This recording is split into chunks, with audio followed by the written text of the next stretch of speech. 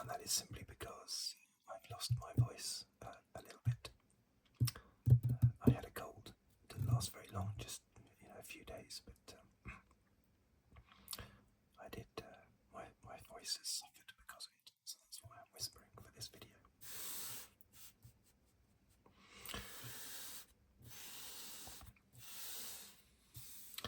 This one is, of course, continuing my series looking at every Grand Prix in the 2024 Formula One World Championship. Just a fan's perspective, nothing too technical, as I always say.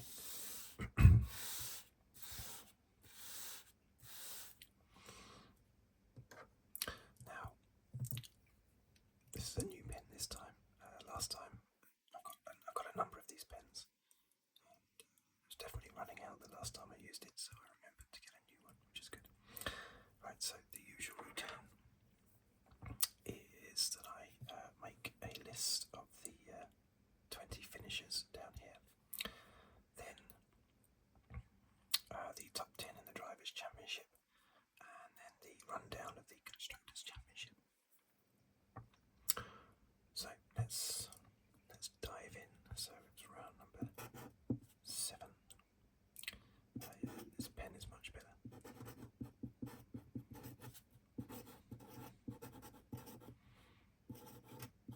The San Marino Grand Prix at Imola. Now, they call it the Emilia Romagna Grand Prix. They've been doing that ever since it came back during the pandemic. This is actually correctly titled because the race has always been in the Emilia Romagna region of Italy, but they named the race after the San Marino Principality, which is nearby. When they held the first, actually no, not when they held the first one, the first race at Imola was actually the Italian Grand Prix in 1980. It replaced Monza. It's the only year that Monza is missed, 1980. But Imola was such a good stand-in that it continued the following year, 1981 onwards. And they called it the San Marino Grand Prix, so you could argue, yes, it is correctly named now for the region of Italy that it's in. But it's very difficult for me to break away from the San Marino title. Okay, so let's dive straight in with this then. So we've got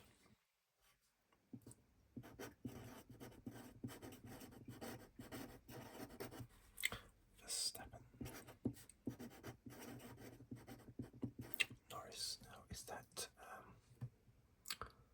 I like to think that is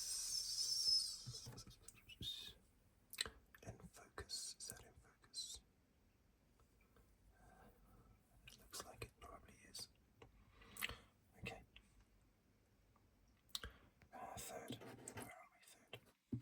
Third. Leclerc. Fourth was Piastri. Fifth, Sainz. Sixth, Hamilton.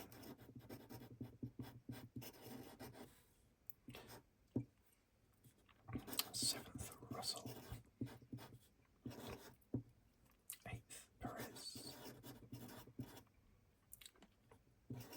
Ninth, Stroll.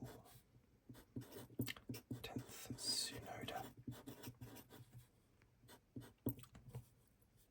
11th, Hulkenberg.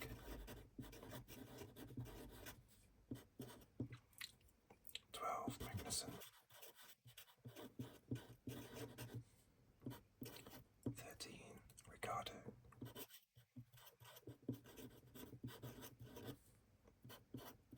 14, Ocon. 15, Zhou. 16, Gasly. 17, Sargeant.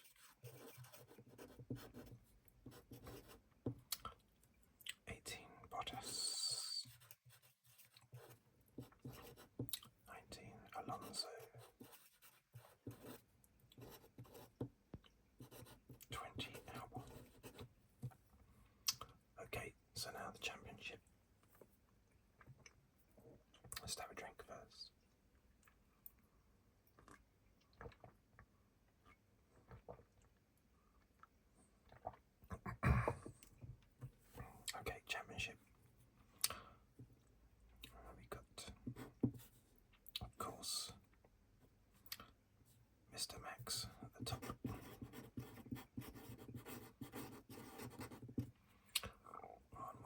61 points. Now we have Leclerc in second place. Much to Perez's embarrassment as he slips down to third. And will probably lose third place to Norris, currently fourth. 101. Fifth, Sainz. On 93. Piastri. 53. Seventh. Russell. 44. 8. Hamilton. 35. 9th. Alonso. 33. 10th. Tsunoda. 15. Okay, and now let's focus again. The constructors rundown, we have Redbull on 268, Ferrari on 212, McLaren 154,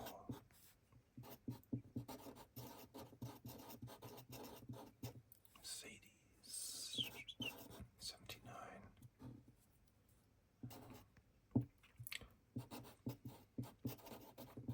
Aston Martin hanging on to 5th. Are they going to drop to 6th? Dear me. 44, 6th is RB 20. 7th are Haas on 7. 8th, Alpine with just 1 point. 9th, Sauber 0. 10th, Williams on 0. Okay, so there you have it.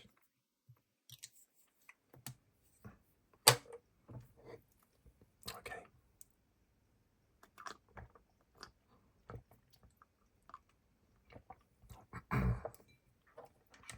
So, what did we think of that race? Fastest lap to Russell. Well, it was a pretty ordinary race, of course,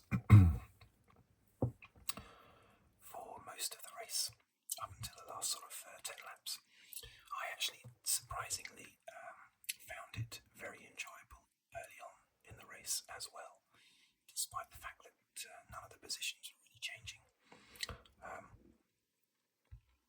It just looked like they were all going hell for leather, super fast. And even though Norris was protecting his tyres, hard tyres, on the second stint, despite that it still looked like they were all going absolutely flat out. I love the circuit as well, even though lots of changes have been made to the circuit. Yeah, so I mean that's another reason why I liked the Grand Prix so much. I'm terrible at remembering corner names, but it's the Arianti Alta or something. I love that image of them coming into that sharp right-hand bend and then the left-hand bend immediately afterwards. I've been looking at that camera angle for, more than 40 years of them coming up the hill and then past all the trees swaying in the breeze from the cars, and then that sharp right and sharp left, where Perez had his accident in qualifying. Or was it practice? I can't remember. Practice, I think. But yeah, I'm not going to attempt to try and remember the other names of corners. I really am bad, apart from Silverstone.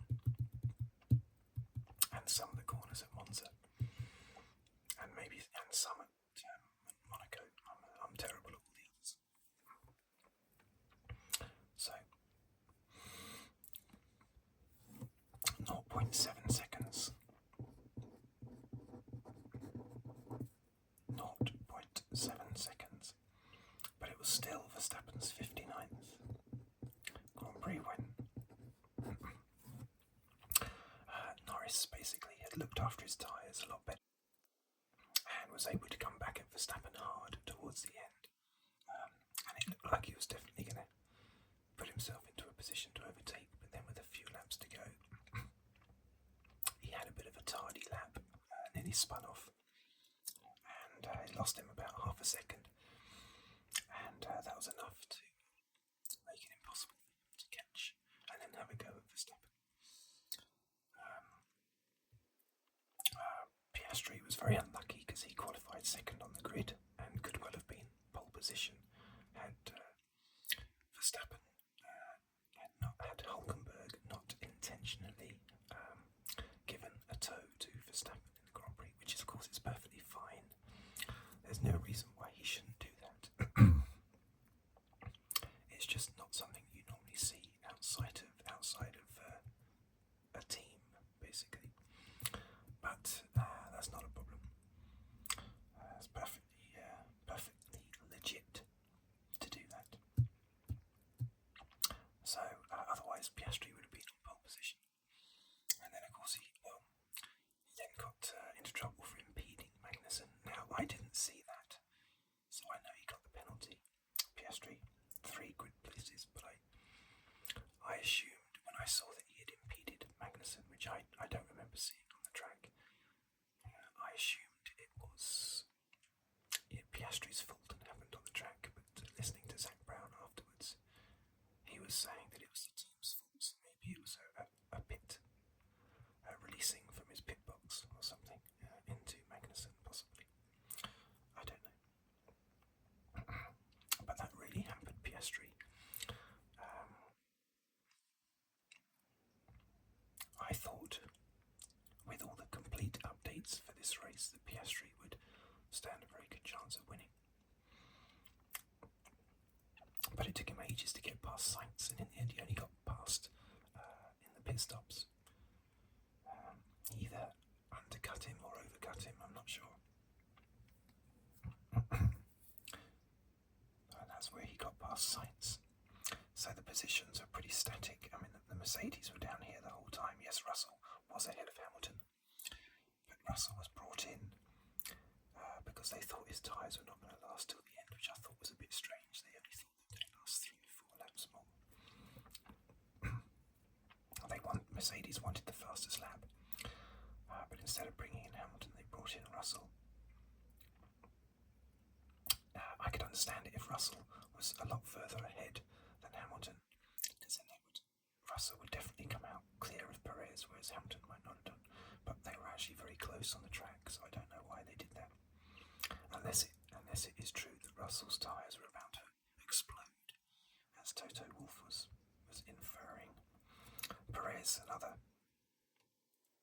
bad race for Perez after a bad qualifying and a bad practice, where he had an off in qualifying and an off in practice as well. That's very bad. Tsunoda had another strong race. Lots of scrapping with Hulkenberg. Magnussen. I tell you what, all of these down here, I didn't really notice what they were doing. Gasly was on softs. Most people started on mediums, but Gasly and Alonso started on softs, but that gamble didn't pay off because they were not sufficiently quicker than everybody to pass anyone, basically. So it misfired badly, or backfired, starting on the softs. So no drink.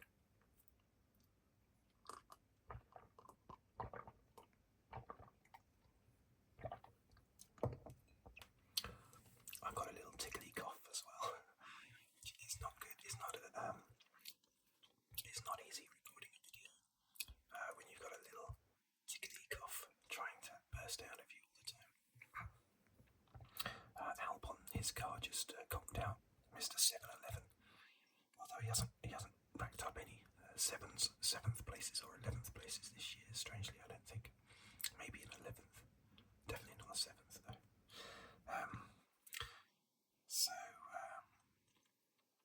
Yeah, that was the only retirement. Alonso was way down. He tried to get the fastest lap off Mercedes at the end.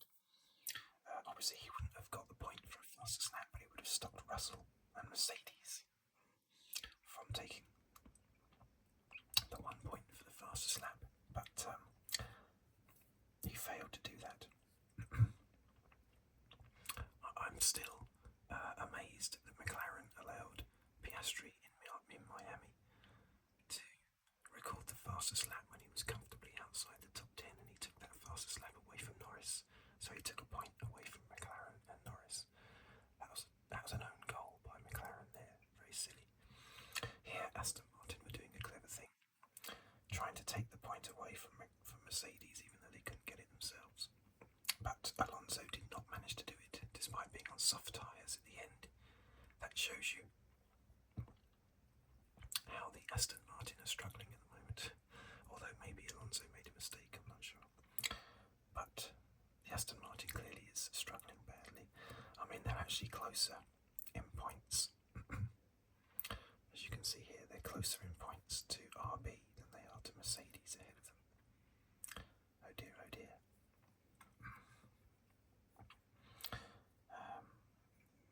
Yeah, another normal race by Sargeant, Bottas and Zhou in their normal positions as well.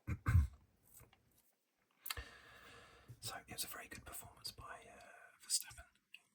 Once again, he was complaining that his car couldn't drive round corners or go in a straight line. To be honest, if Verstappen is accurate with how he describes his car, it's a wonder they even managed to get it to the grid. He does exaggerate, doesn't he? He moans and moans and moans. He could win 100 races on the trot. If he was second in the 101st race, he would moan about what a terrible race he had had. Dearie me. Anyway, but he did drive well to hold off Norris at the end. Had Norris not had that tardy lap, that bad lap towards the end of the race, I think Norris would have gone there. Because I don't think Verstappen would have risked knocking his great pal Norris off the track just to try and defend the win. That's now the third race running that Verstappen and Norris have been in the top two. They're starting to dominate, which is fantastic. In the championship, Norris only 6 points behind Perez. Look at that. He's bound to pass him soon, but these three are having a right battle.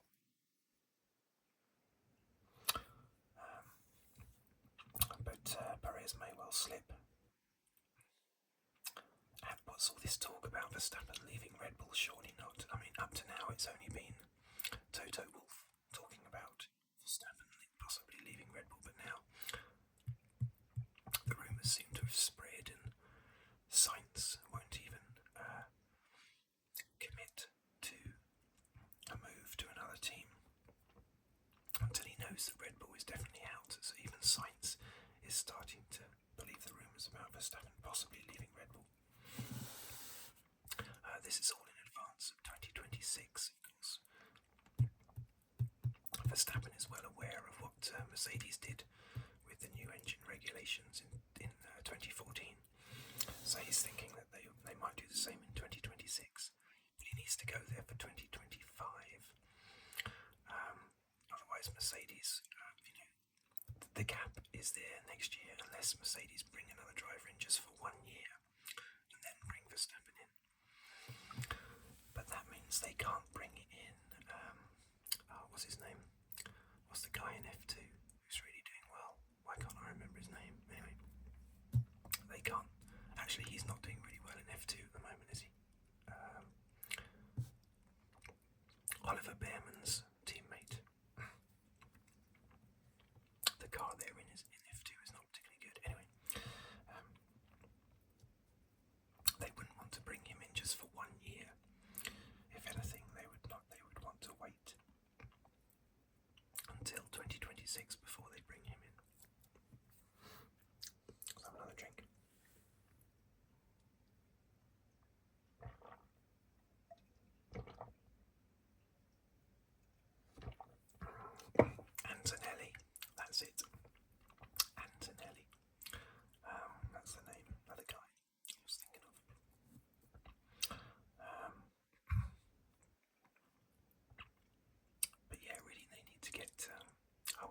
Mercedes would wait till 2026 for Verstappen and just bring somebody else in for 1 year, Mercedes, to replace Hamilton. I don't know. But I'm amazed that rumour is still going, because I'd be very surprised if Verstappen jumped ship just yet. He might make a deal for 2026, but not for 2020, 2025, I wouldn't have thought.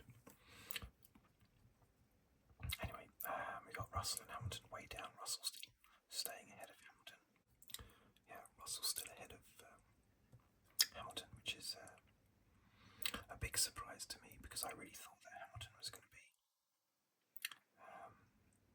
on fire this year, but it hasn't happened.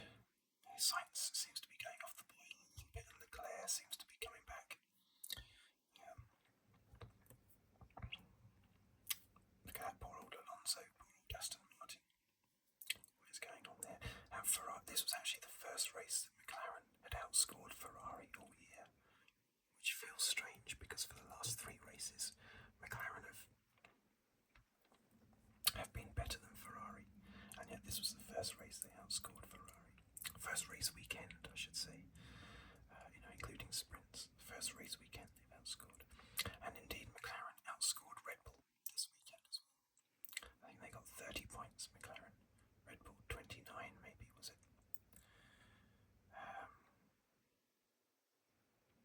Yeah, something like that. So, McLaren, fantastic position. Norris has been proven correct to stick with McLaren, sign that long-term contract.